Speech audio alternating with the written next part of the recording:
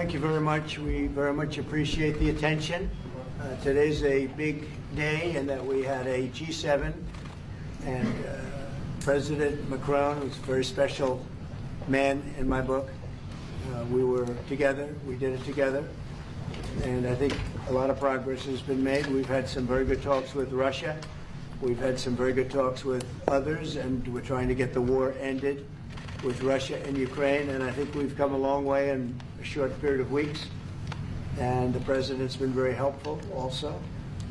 And we're also talking about trade, various trade deals that we will be doing with France. And we'll be discussing a little bit further. Then we'll have a press conference later on. You can ask some questions.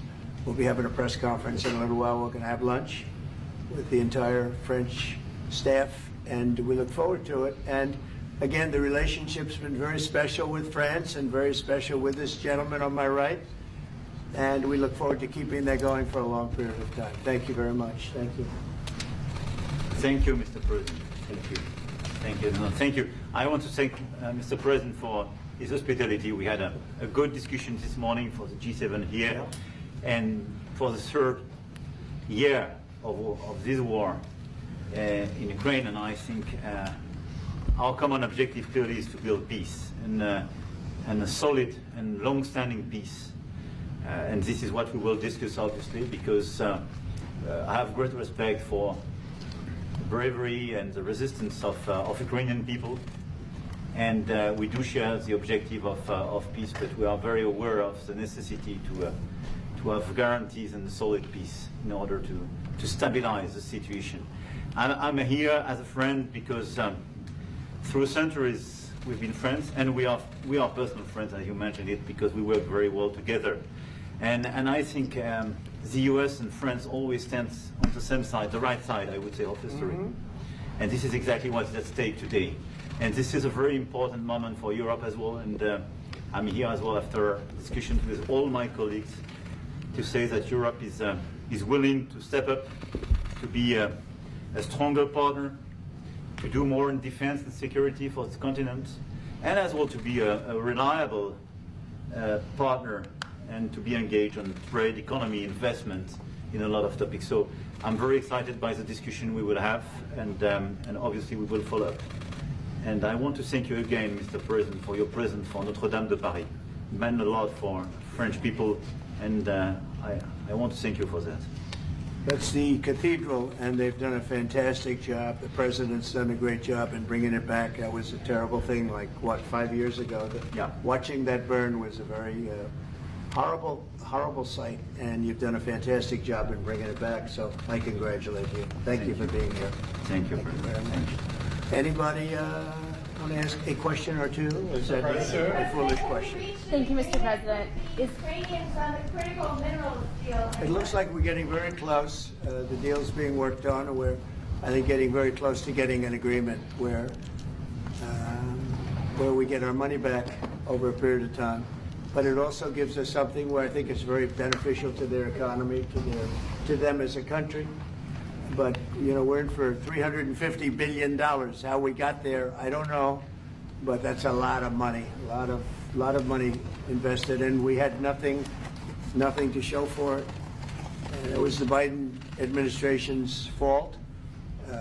The Europeans are in for about $100 billion, and they do it as in the form of a loan.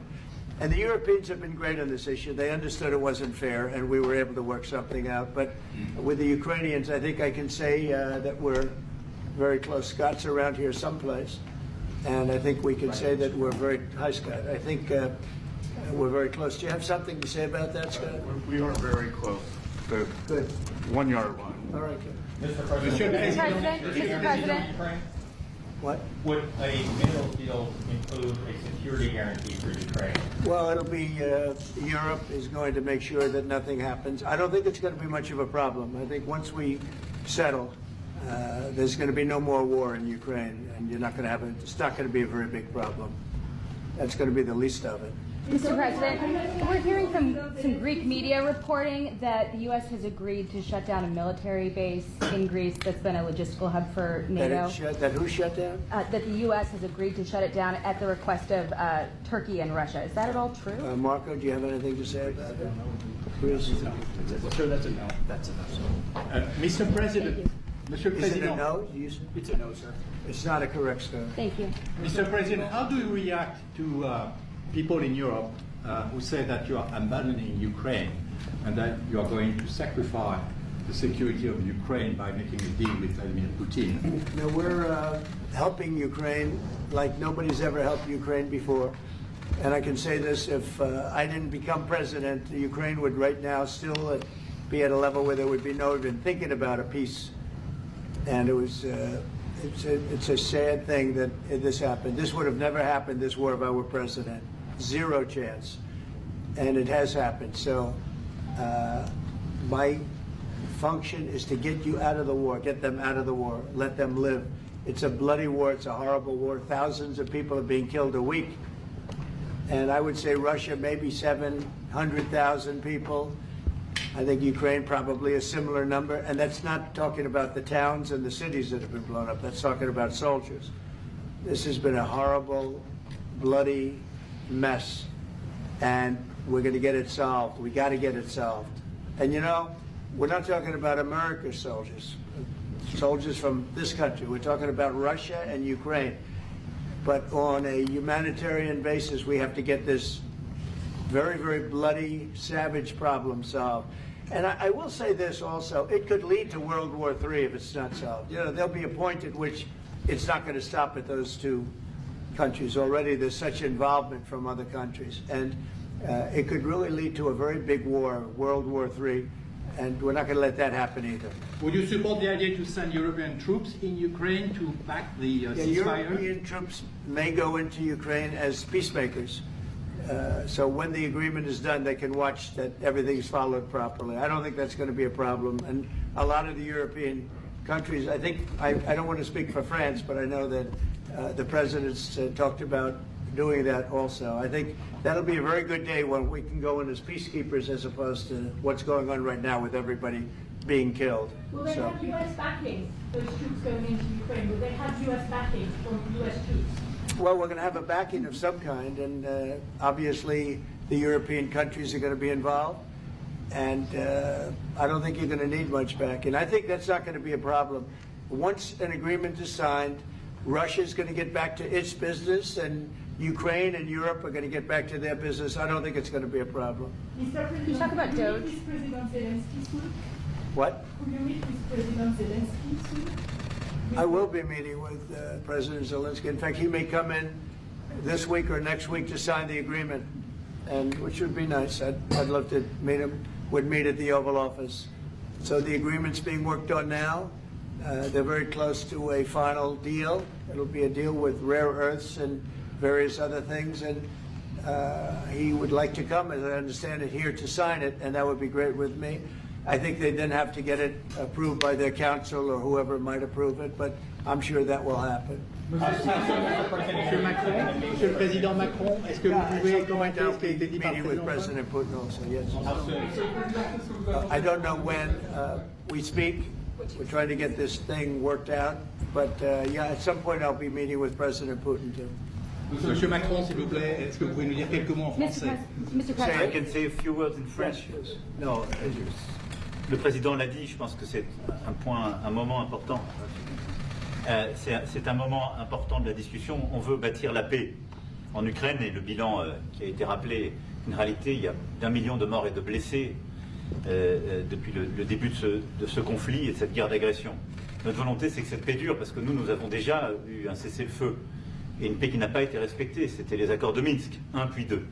Et donc le corps de cette discussion, c'est de s'assurer d'abord qu'il y ait un cessez-le-feu, ensuite que les Ukrainiens soient impliqués. Et je pense que ce que vient de dire à l'instant le président Trump est très important, c'est-à-dire qu'il va rencontrer rapidement le président Zelensky pour signer cet accord sur les minerais critiques et les terres rares, et que c'est aussi un moyen d'avoir une implication américaine forte. Les Européens sont prêts à prendre leur charge sous des formes diverses de soutien à l'armée ukrainienne, de présence y compris pour pour s'assurer que la paix soit durable. Et l'implication dans la durée des États-Unis d'Amérique à travers cet accord est une bonne chose. Et donc tout est encore à construire. Et je ne veux pas préempter les discussions. Mais nous partageons le même objectif. Et ce qu'on a discuté ce matin, pendant 1 heure après la visioconférence ensemble, et ce qu'on va continuer de travailler, sont pour moi des bonnes avancées. Et l'annonce de... Est-ce que l'intégrité territoriale de l'Ukraine est encore un objectif I've already crédible? spoken about this just a moment ago. This is exactly what we want to do. We want to build peace with Ukraine. As President Trump mentioned, there are already 1 million dead and wounded in Ukraine since the war began. We had a ceasefire in the past that was not respected. This was under the Minsk Agreements 1 and 2. President Trump, as he said, will be meeting with President Zelensky to sign a deal on rare earths. And we are pleased to see this very strong American involvement. Europe, of course, also stands ready to support Ukraine in various ways, supporting its military. And we don't want to preempt any sort of discussions that are currently underway, but we do share the same objective of building this lasting peace. I just want to tell you a little story. So we were at the Eiffel Tower having dinner with your wonderful wife and with my wonderful wife, and we came out and he started speaking the French deal. And we didn't have an interpreter, and he was going on and on and on, and I was just nodding, yes, yes, yes. And he really sold me out, because I got back the next day and I read the papers. I said, that's not what we said. He's a smart customer, I will tell you that. Sure. How would you Exactly what we agreed. Mr. President, you called Zelensky a dictator. Would you use the same words regarding Putin? I don't use those words lightly. I think that we're going to see how it all works out. Let's see what happens. I think we have a chance of a really good settlement between various countries. And, you know, you're talking about Europe, and you're talking about Ukraine as part of that whole situation. The other side has a lot of support also. So let's see how it all works out. It might work out. Look, you can never make up lives. The one thing you can make up the money, but you can't make up the lives. A lot of lives lost. I think probably a lot more lives than people are talking about. It's been a rough war, but I think we're close to getting it solved. Question about Doge, sir. Do you think that Doge could benefit from more streamlined communications? There was that email telling employees to give 5 things that they've done last week. Agency heads then told people to ignore it, but You're Elon talking Musk... about the last email that was Yeah. sent, where he wanted to know what you did this week. You know why he wanted that, by the way? I thought it was great. Because we have people that don't show up to work and nobody even knows if they work for the government. So by asking the question, tell us what you did this week, what he's doing is saying, are you actually working? And then if you don't answer, like you're sort of semi-fired or you're fired, because a lot of people are not answering because they don't even exist. They're trying to find, that's how badly various parts of our government were run by, and especially by this last group. So what they're doing is they're trying to find out who's working for the government. Are we paying other people that aren't working? And, you know, where's the money going? We have found hundreds of billions of dollars of fraud so far, and we've just started. We're actually going to Fort Knox to see if the gold is there, because maybe somebody stole the gold. Tons of gold. Some of the agencies... So I think it was actually... There was a lot of genius in sending it. We're trying to find out if people are working. And so we're sending a letter to people, please tell us what you did last week. If people don't respond, it's very possible that there is no such person or they're not working. Some of the agency heads instructed their employees not to respond because they were waiting on further guidance, but Elon Musk's tweet said a failure to respond would be taken as a resignation. So there's been a disconnect in communications. Yeah. Are you concerned at all about that? No. That was done in a friendly manner. Only things such as perhaps Marco at State Department, where they have very confidential things, or the FBI, where they're working on confidential things. And they don't mean that in any way combatively with Elon. They're just saying there are some people that you don't want to really have them tell you what they're working on last week. But other than that, I think everyone thought it was a pretty ingenious idea. We have to find out where these people are. Who are they? And we said, if you don't respond, we assume you're not around. And that holds, that stands. And you're not getting paid anymore, too. So, you know, we're doing a real job. And we just had a poll come out, I guess the Harvard poll, saying that it's massively popular what we're doing. So. Mr. President, do you still believe in NATO, in the alliance between Europe and America in NATO? Are you going to NATO go to the is summit in June? very much involved in this. When I first got elected at the very beginning, first term, I got hundreds of billions of dollars put into NATO. NATO had no money because they hadn't paid for years. And I said, look, if you don't pay, we're not going to be a part of NATO. We're not going to protect. We're not going to do what we're supposed to do. And we took in hundreds of billions of dollars into NATO. No, NATO is a good thing if it's done properly and if it's used properly. Mr. President, in these days you speak a lot about tariff in Canada, in Mexico, and in Europe. I want to know what is your idea about Italy, if you want to make the same thing in Italy. What? Can you talk up a little louder? In these days... No, louder. Can you talk a little louder? You have a beautiful voice, but you're not... In these days you speak... Where are you from? Italy. From Italy? Oh, I love Italy. Go ahead. I want to know if you have the same idea with Italy about tariff. Well, look, I love Italy, and Italy is a very important nation. We have a wonderful woman as your leader, and she was on the conversation today, one that we had, the G7. And no, I think Italy is doing very well. I think Italy's got very strong leadership with Georgia. Monsieur le Président, qu'est-ce que vous répondez au président Trump qui a dit que les Français et les Britanniques n'avaient pas... Any other questions over here? Yes, ma'am. Can you clarify what you meant in your truth today on the major economic development transactions between the U.S. and Russia? More detail? With respect to what, Russia?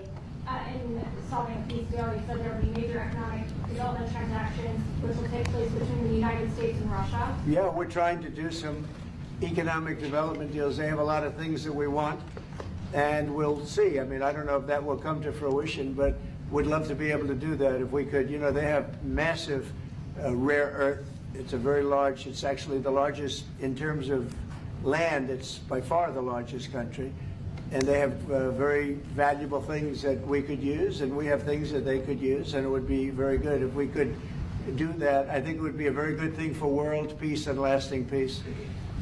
Well, I mean, our first, by far, our first thing that we want to do, the first element of the overall transaction is ending the war.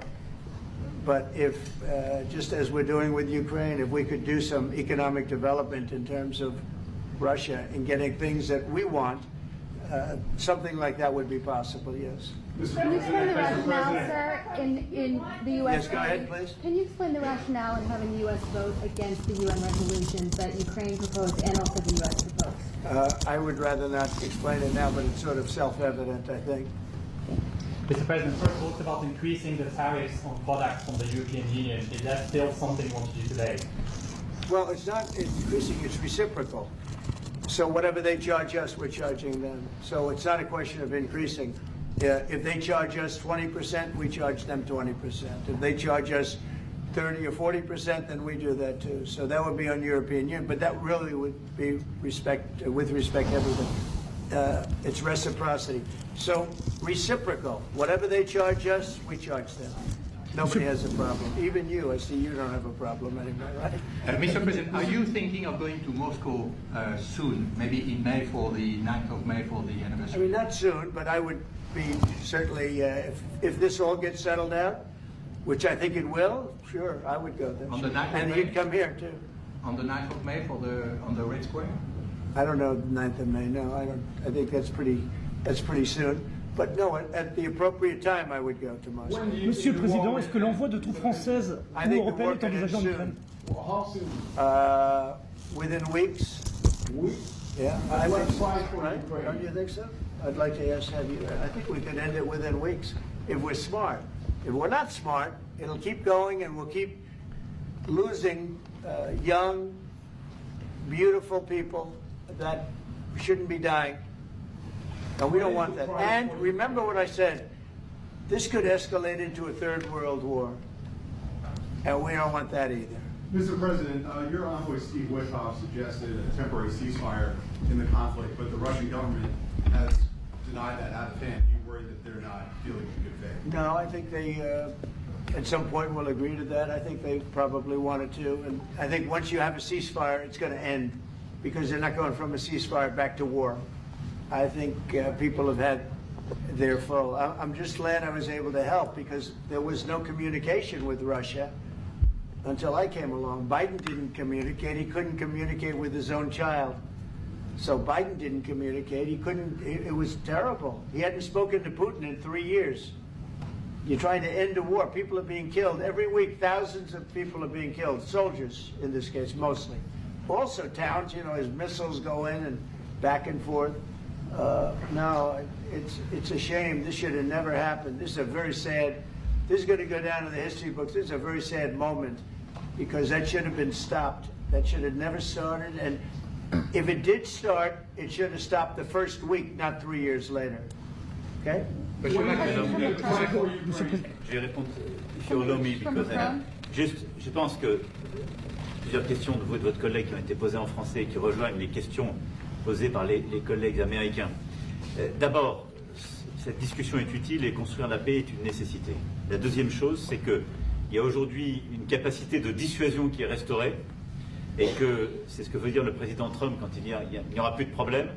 Je pense que la force du réengagement américain aujourd'hui, c'est en quelque sorte l'incertitude aussi pour le président Poutine. Et donc il y a une capacité de dissuasion qui est là, qui permet de sceller d'abord sans doute une trêve, la capacité à vérifier que cette trêve est respectée, et ensuite un accord de paix qui permettra de reconstruire l'Ukraine, mais de lui apporter aussi les garanties de sécurité. Dans le cadre de ces garanties de sécurité, nous pensons que nous avons notre rôle à jouer. Et donc, on verra à ce moment-là de la discussion, je ne veux pas la présenter, ce qui est nécessaire pour que l'Ukraine puisse rester un pays souverain. Et d'ailleurs, dans les discussions entre l'Ukraine et les États-Unis d'Amérique, il y a cette question d'une souveraineté ukrainienne qui est respectée. Et donc, nous, ce que nous avons préparé en particulier avec nos partenaires britanniques, dans le cadre d'un travail très étroit qu'on a mené ces dernières semaines, et partagé avec tous les pays européens et alliés qui sont prêts à s'y joindre, c'est l'idée de dire on est prêt à apporter ces garanties de sécurité.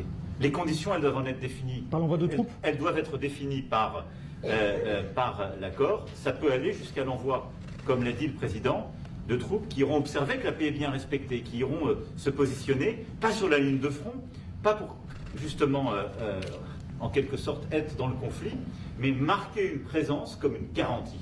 Il y a d'autres moyens de soutenir qui peuvent être des soutiens accrus et capacitaires à l'armée, des structures nouvelles. Et je pense aussi que l'accord qui est discuté, le président l'a dit, la crédibilité américaine qui est mise dans ce moment, c'est aussi montrer que chacun est dans son rôle, mais que nous avons une unité, Européens et Américains, et donc avec une forme de garantie que les Américains prennent par la discussion sur les minerais critiques qui sont en train de finaliser. That is the most beautiful language. I have no idea what he's saying, but that is the most elegant, beautiful language. Go ahead, please. This is a question that was asked by several. What we need to do is make sure that we are building peace. We have deterrence capabilities that have been restored. As President Trump said, there won't be any more problems. We've seen the U.S. re-engagement and the message that sends to Mr. Putin. We have deterrence, which will allow a truce to take place, verification of that truce, and then a peace agreement can be put in place so that we can start rebuilding Ukraine with security guarantees. And we have a role to play in that. Again, I'm not preempting any discussions, but we've spoken about Ukraine's sovereignty, and that has been a subject of discussion between the U.S. and Ukraine. We have also been working closely with our British partners this week. We've shared this information with other European countries, and we are ready and willing to provide those security guarantees, which could perhaps include troops, but they would be there to maintain peace. They would not be along the front lines. They would not be part of any conflict. They would be there to ensure that the peace is respected. Our assistance may include other capacity building, perhaps for the military. We see U.S. credibility here. We each have our role to play, but it will be done in a united fashion. Mr. President, do you think that Ukraine should give up a part of its territory? Well, we're going to see. It's a negotiation that's just starting, and they've been fighting, and there's been a lot of land that's been taken. So we'll have to see how that works out. That's part of the negotiation. I will say there was great unity in that room today. We were via Skype or whatever, but it was great tremendous unity today in that room with the other countries. Ukraine wants France some going to- territories back. Can they take it back? What they lost in the past years? That's not an easy thing to do, is it? Right? It's not an easy. Just asking whether or not you can take back the land that they lost. And I say that, yeah, perhaps some of it, yeah, I hope so. But that's not an easy thing to do. But not as Macron on the frozen It's Russian going to be assets. something we're talking about. Will you Mr. convince Macron, Vladimir on the Putin front- to accept the European troops as peacekeeper? Would you think? Yeah, he will accept that. He will accept I've it? asked him that question. You talked to him? I've asked him that question. Is said France yes? going to lift the block on the Because 300 he's billion? not, look, if we do this deal, he's not looking for more war. He doesn't mind, but I've specifically asked him that question. He has no problem with it. Is France going to lift the block on the 300 billion in frozen Russian assets in Belgium? France has opposed unfreezing it to pay Ukraine and compensate the U.S. for its support. Is France going to lift its opposition to that? This is, we speak about frozen assets. We already used them to back precisely the loans negotiated at the G7. And it's part of the sanctions, so it will depend on the follow-up of the discussions. But clearly, we respect international law. It's just frozen assets now. You can take the proceeds of the frozen assets, but you cannot take the assets themselves because it's not respecting international law, and we want to respect international How law. is one different than the other? If you can take the proceeds from it, how can you not take Because the it's very different. You keep the assets, you take the proceeds because they are paralyzed in a certain way. You take the proceeds during the wartime, but you keep the assets, and it's part of the negotiation at the end of the war. Because, this war costed all of us a lot of money. And this is the responsibility of Russia, because the aggressor is Russia. Should the U.S. be compensated? So at the end of the day, this frozen asset should be part of the negotiation, all in all. Will France support the U.S. being compensated? I support the idea to have Ukraine first being compensated, because they are the ones to have lose a lot of their fellow citizens and being destroyed by these attacks. Second, all of those who paid for could be compensated, but not by Ukraine, by Russia, because they were the one to aggress. Again, just so you understand, Europe is loaning the money to Ukraine. They get their money back. No, in fact, to be frank, we paid 60% of the total effort, and it was through, like the US, loans, guarantee, grants, and we provided real money, to be clear. Yeah. We have 230 billion frozen assets in Europe, Russian assets, but this is not as a collateral of a loan, because this is not our belonging. So they are frozen. If at the end of the day, in the negotiation we will have with Russia, they're ready to give it to us, super. It will be loaned at the end of the day, and Russia would have paid for that. If you This is my believe wish. that, it's okay with me. Mr. President, They get their money back, and we don't, and now we do. But, that's We will only fight fair. both. Mr. President, should be more money. Should be the one that pays everybody back. Are they the aggressors? Well, we're negotiating everything, and everything's on the table, and we'll see if we can get some land back, and we'll see about a lot of different things. And we're going to be making a little speech and say a few words in a little while. We're going to have another meeting, a luncheon meeting, and we'll see you in about 2 hours. Okay? Thank you very much, everyone. Thank you, Fred. Thank you, Fred. Moving out. Let's go. Let's go. Moving out, cameras are out Thank the you door. very much. Thank you. Thanks, guys. All right, headed out this door right here, right here. We're moving out. Thank you, sir. Good to see you. Right here. Thank you, Mr. President. Good to see you, sir. Cameras, out the door. Thank you. Let's go. Out the door. Thank you. Moving out. Let's move. Moving out. Thank you. Thank you. Thank you. Thanks, Thank guys. you. Straight out. Thank you.